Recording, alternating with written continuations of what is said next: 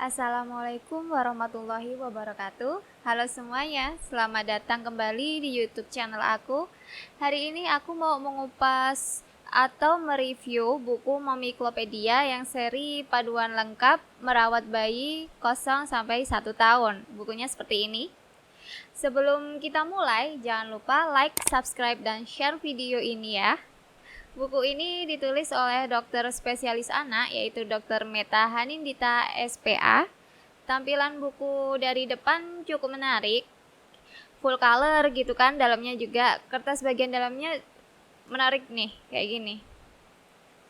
Buku ini banyak gambar-gambar sehingga tidak membuat cepat bosan saat membacanya, karena memang menarik itu, isinya berasa kayak nggak baca buku. Momiklopedia ini memiliki 5 seri dengan bermacam-macam judul yang menarik.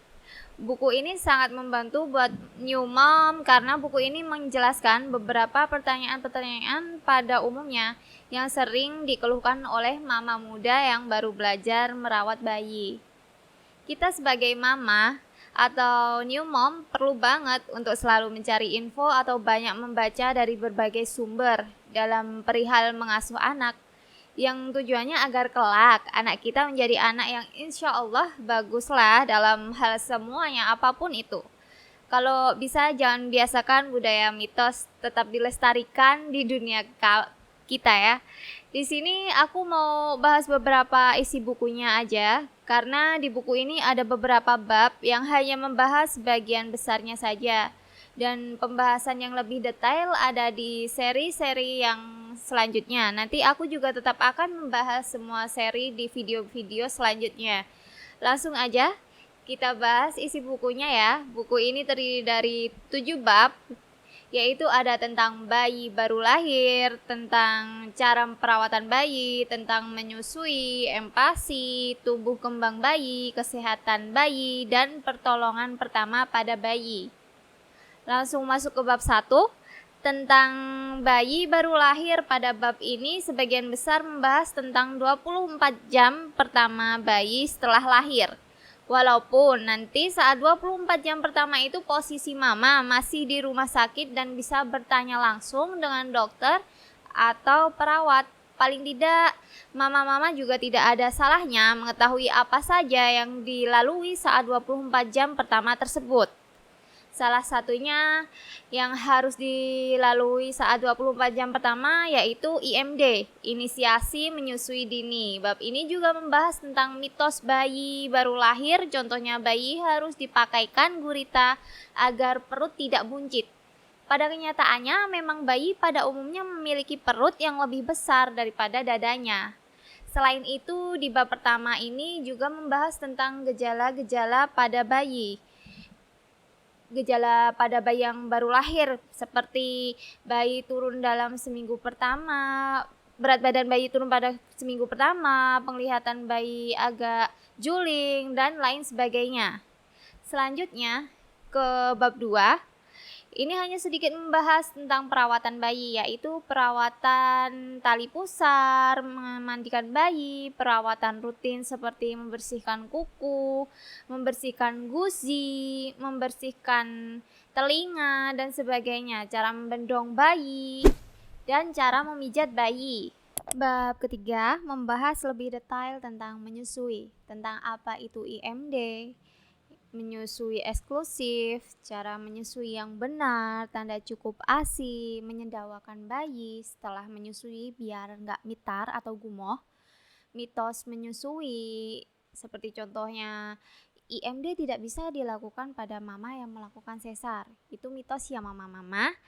Kayak minum es, nanti ASI bisa bikin bayi pilek dan lainnya. Di sini juga membahas tentang nursing streak, yaitu bayi menolak menyusui. Dan bagaimana cara mengatasinya di situ nanti dijelaskan, dan beberapa polemik tentang menyusui yang lainnya. Selanjutnya ke bab 4. Ini membahas tentang empati.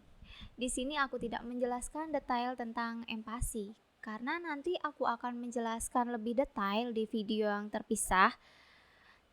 Saya jelaskan sedikit pengertian dari empati sendiri, yaitu makanan pendamping ASI, air susu ibu. Langsung lompat ke bab 5 saja. Bab ini membahas tentang tumbuh kembang bayi. Nanti di sini ada tabel tumbuh kembangnya, ada apa saja yang harus bisa dilakukan bayi pada umur sekian dan apa yang harus distimulasikan. Tabel ini berlaku mulai dari umur 0 sampai 1 tahun. Dan di sini juga masih banyak tabel terkait berat badan ideal dan kapan kita harus konsultasi ke dokter jika tumbuh kembang bayi tidak lancar. Contohnya usia 4 bulan nih ya. 4 bulan bayi harus segera konsultasikan ke dokter jika tidak menahan kepala saat diposisikan duduk. Bab ini juga membahas tummy time, yaitu menungkurapkan bayi sejak bayi baru lahir, cara memilih mainan dan melatih bayi berjalan. Langsung ke bab 6. Bab 6 ini lebih membahas tentang kesehatan bayi, tentang serba-serbi imunisasi dan penyakit-penyakit ringan yang dialami bayi. Dan juga dijelaskan penyebab dan cara mengatasi penyakit tersebut. Contohnya ruam bintik-bintik pada bayi, ruam bintik-bintik merah yang biasalah pada bayi baru lahir. Dan yang bab terakhir membahas bagaimana cara melakukan pertolongan pertama jika terjadi sesuatu pada bayi. Contohnya kepala terbentur benda keras. Jika bayi dalam posisi sadar, maka segera dikompres dingin dan pada bagian yang terbentur. Selanjutnya pantau atau cek ada tanda cedera atau tidak. Jika ada, maka segera dibawa ke UGD. Mungkin segitu dulu yang aku review untuk hari ini. Semoga bermanfaat buat kalian, terutama buat mama-mama. Aku juga sangat berterima kasih jika kalian memberikan saran dan masukan. Sekian, terima kasih.